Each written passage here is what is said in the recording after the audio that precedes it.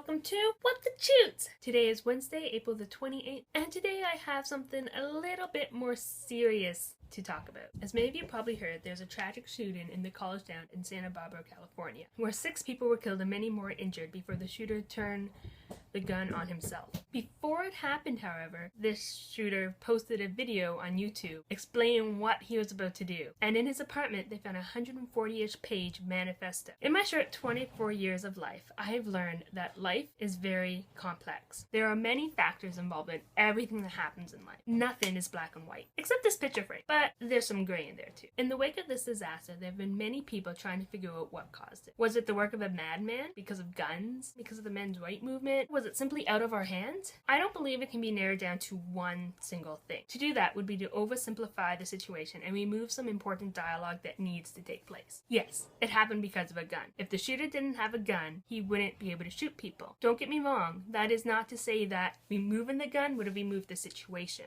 I'm sure he could figure out other ways to kill people, but that was definitely a factor. And on a side note, I have never really understood how people can feel free and consider themselves free. The only way they feel safe in their community and in their home is to be armed with a gun. Yes, it happened because the shooter was suffering from mental illness. To my knowledge, based on what I've read in the news, he was seeing a therapist, but was he getting the help he needed? I don't know. Apparently not. One thing that is super important to remember is that not all people with a mental illness will go out and kill it. But just because not all of them kill people doesn't mean they don't all need help. And oftentimes, it is too hard to get support. One of the biggest reasons is because of the stigma attached to it. People are ashamed of it, embarrassed by it. They don't want to talk about it. But when people are sick for other reasons, they share it quite freely.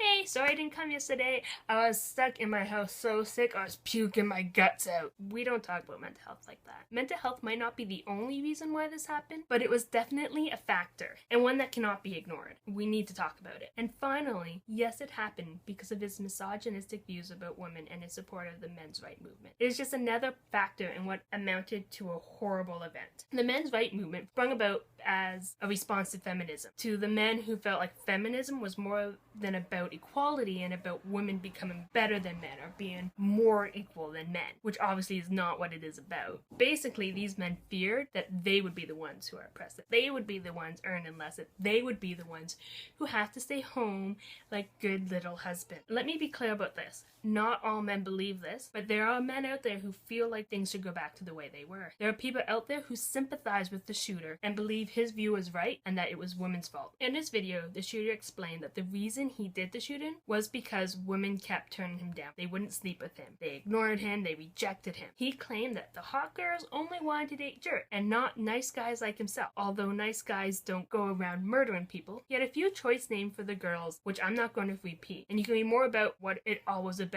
on the internet. I'll post a few articles below in the description that you can feel free to read and check out if you'd like. This ideology is becoming more and more apparent on the internet. The idea that good guys are owed something by girls. What a woman does or does not do with her body is her own choice. No one else has a say about it. Sex isn't something that is deserved or earned. It is not a reward for being nice. It is not something that girls have to do. It is something that is done and experienced between two people consensually. This is one thing that really bothers me about the friend zone. Friendship is not a consolation prize. Just because you're a nice guy does not mean that a woman has to return your feelings. This is not how life works. Anyway, when this happened, people started to respond with, but not all men rape people. Feel this way. Insert your choice of words there. Yes, it is true. Not all men are rapists. Not all men think they deserve sex, but out of that response, a new movement formed, one that is starting a very important dialogue, one that everyone needs to be aware of. Yes, all women. Yes, all women experience unwanted sexual attention